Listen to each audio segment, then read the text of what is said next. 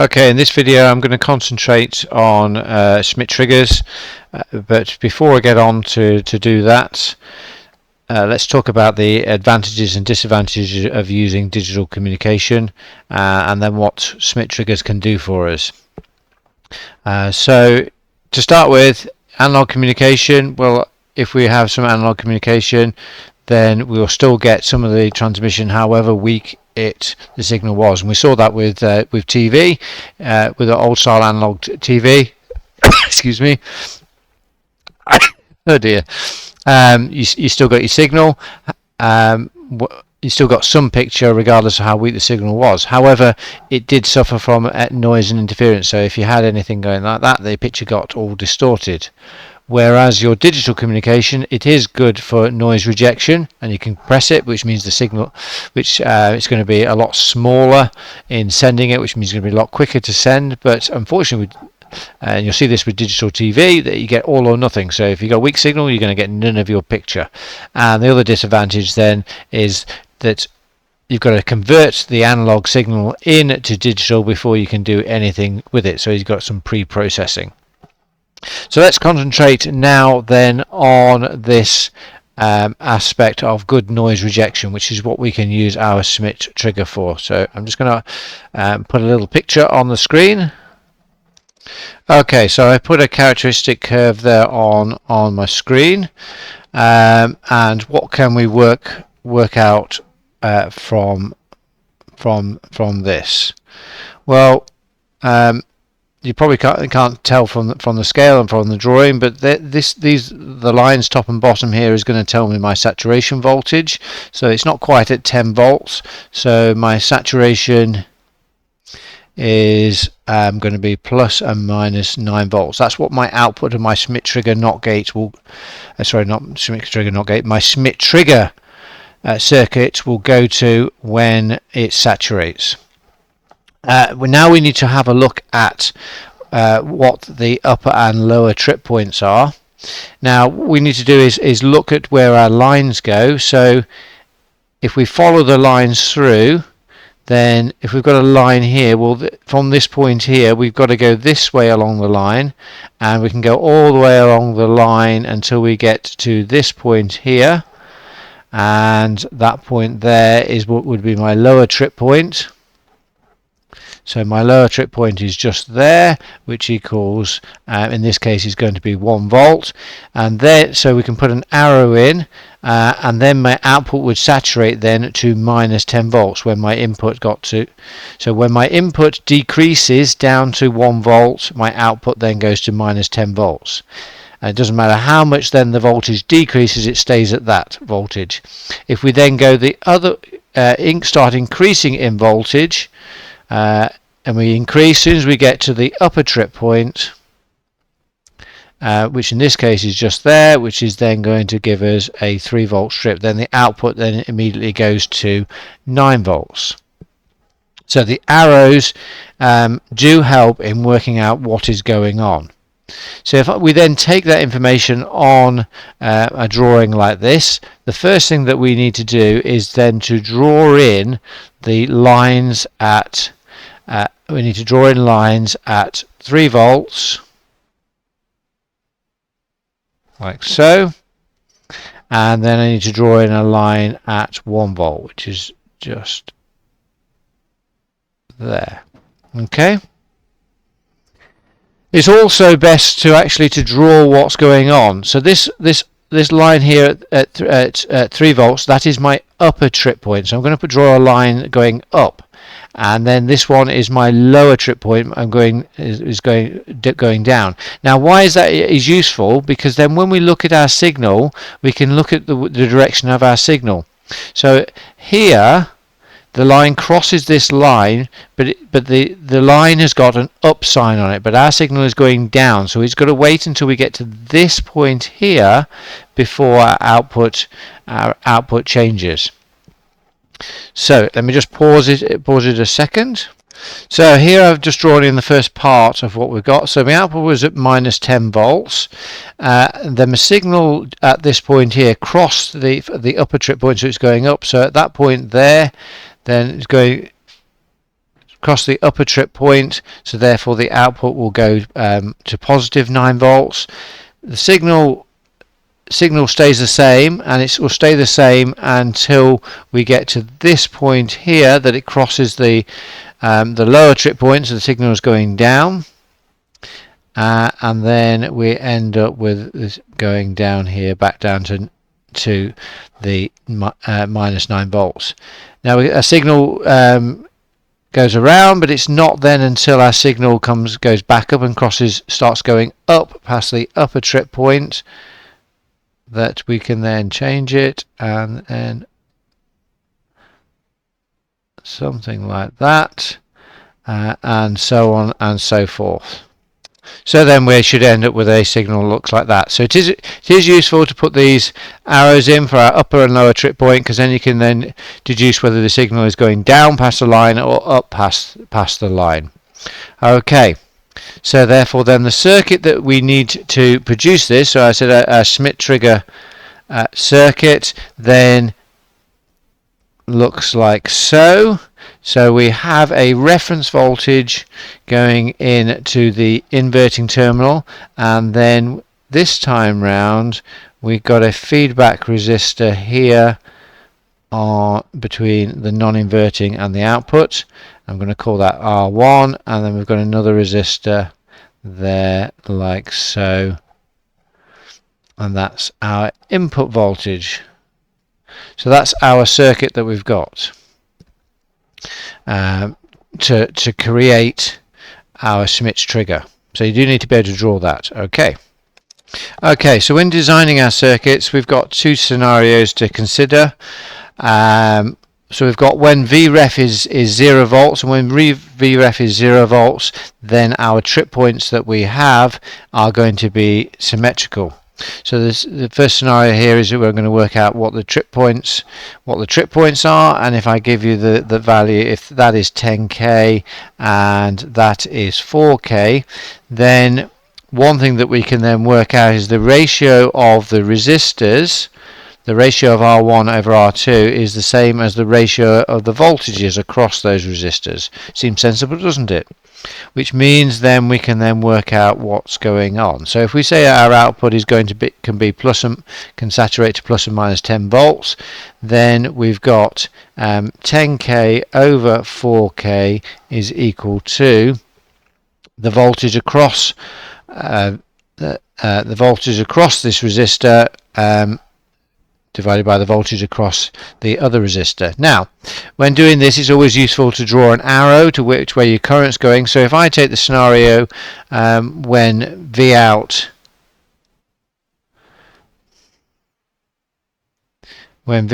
equals 10 volts, then when Vout is 10 volts, current is going to be going that way, isn't it? Because we've got 10 volts. If the reference voltage is 0 volts, then this point here is going to be also approximately 0 volts, because of the way the op amps work. So therefore, now I know that, it obviously makes it easier to work. So I've got have 10 minus 0 volts, because that's what I've got at this point here, this side of R1, divided by, well, I'm going to have 0 keep the current flowing in that going from right to left, 0 minus my V in. Okay, so therefore then just looking at that, I'm going to have 10 over 4 is equal to 10 over minus V in.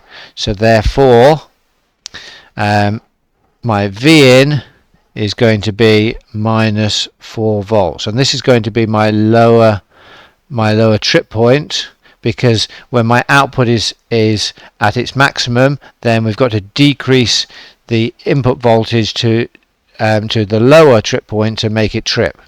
Okay, and then therefore the upper trip point is going to be the symmetrical of it, so it's going to be plus 4 volts. Okay, So that was that scenario. Let's work out some resistor values that we could have for when V reference is 0 volts. So let me just redraw the circuit again. So on this second example here, we've got told that our trip points are plus and minus 1.5 volts. We're keeping the same output voltage of plus and minus 10 volts. So we need to work out what R1 and R2 are going to be. So we know that R1 over R2 is equal to the ratio of the voltage across R1 and R2. Okay, so therefore it's the voltage across. So when V out, so we'll take the scenario when V out equals 10 volts, the current is going to be going in that direction. So therefore I can then say, well, 10 minus my 0 volts that I've got there over 0 minus my minus 1.5. Remember, because I'm taking my lower trip point, because that's the point that my output would change from the upper to the lower saturation, which then is going to be 10 over 1.5. So therefore, what size resistors? Well, I just use, to be honest, I just use the resistor values that I've got. So I then can then say, well, R1 equals 10k, therefore R2 equals 1.5k, making sure all size of resistors are above 1k. Okay, so that's when Vref is equal to 0 volts, the trip points are symmetrical. Now we'll have a look at when the voltage reference is not 0 volts. And we have to do a little bit more working out. Okay, so now we've got our circuit here. Vref is now 0.8 of a volt, still keeping the 10 volts plus or minus saturation output, and there's my resistor values. So we've got a choice in methodology that we do here. So I'm just going to show you with the original methodology. So we've got R1 over R2 is equal to V1 over V2. So therefore we've got 10k over 2.5k is equal to, and if we take the scenario when V out equals 10 volts, therefore current is going to go that way, so we're going to looking for the lower trip. That's what we're looking to find. So therefore we've got 10 volts minus the 0.8 volts that we're going to have here in the middle of our potential divider here, because keeping the two terminals the same voltage, and then because current is still flowing in that direction, so it's going to be 0.8 volts minus my V in. Okay, so doing some, so that's going to be then 4 is equal to 10 minus 0.8 over 0.8 minus V in. So then we've got 23 over 10 is equal to 0.8 minus V in. So we've got our trip point then as V in is equal to 1.5 volts.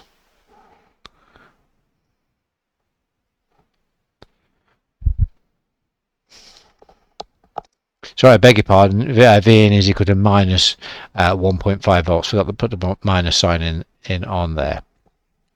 Okay, so that's using the original methodology.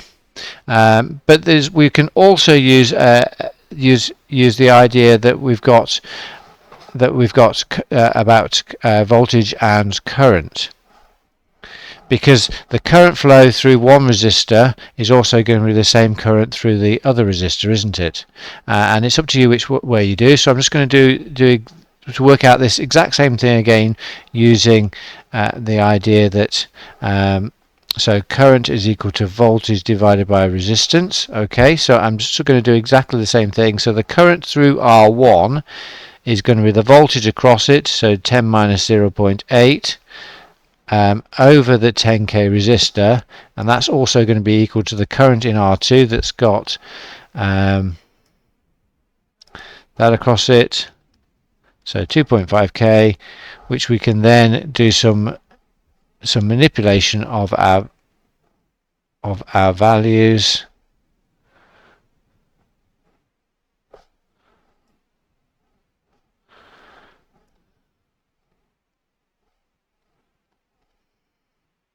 So V in is also minus 1.5 volts. That's what, because that's what hopefully it should be, because we're obviously proving the same thing.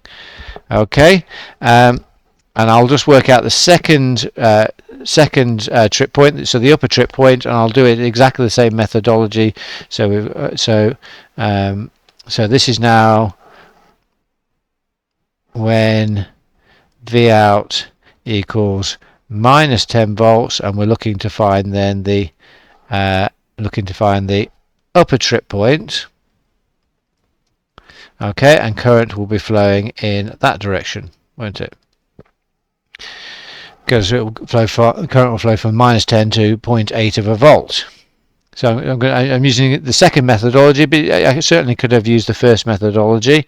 So the current through R2, so voltage divided by resistance. So we've got 0.8 minus, sorry, this is current through, yes, current, sorry, I beg your pardon, it's current through R1. We'll do R1 first. Current through R1 is 0.8 minus 10, so because it's minus 10 volts on the output, divided by the 10k, is equal to the current in R2, which is V in minus 0.8 of a volt over 2.5k. So working all of this out, so V in equals 3.5 volts, which is our upper trip point. And so I can do that with both methodologies. Okay, so that was working out what the trip points are. Let's work out now how we calculate the resistors, and that's obviously far simpler, and you can do both of those with both methodologies as well. Okay, so now we're going to look at finding the resistor values. Now, unlike when we're calculating the trip points, we have to do two calculations: one to find the upper trip point and one to find the lower trip point, or sort of vice versa. When we're calculating the resistor values, we only have to do the one calculation. And I'm going back to the original scenario that the ratio of the two resistors equals the voltage across the two resistors. It's the easiest one to use. So we've got 12 volts and 0 volt saturating output. So we can take the scenario when V out equals 12 volts. Okay, when V out equals 12 volts, then current will flow in that direction towards the 2.8 volts between the two resistors, but will be also, but obviously the what will trip the trip point, it will be to the lower trip point. So when we're at a maximum saturation, we're looking then to the lower trip point to 10 take us from there. So we can put that information in. So we've got the ratio of the two resistors, R1 over R2, is equal to the voltage across the two resistors. So we've got 12 minus the 2.8 volts, because that's the voltage across R1, over the 2.8 minus the 0.5 volts, which is our lower trip point. And when we put that into our calculator, it comes out as 4. Well, that's the same as saying 4 to 1. So therefore we can just say let R1 equals 4k, R2 equals 1k. Okay, so I just use the fraction, the ratio that we've got to then define my resistor values. So that's far quicker to work out the resistor values than it is to do the trip points. Hopefully this video has been useful, and hopefully we've got the sound quality right.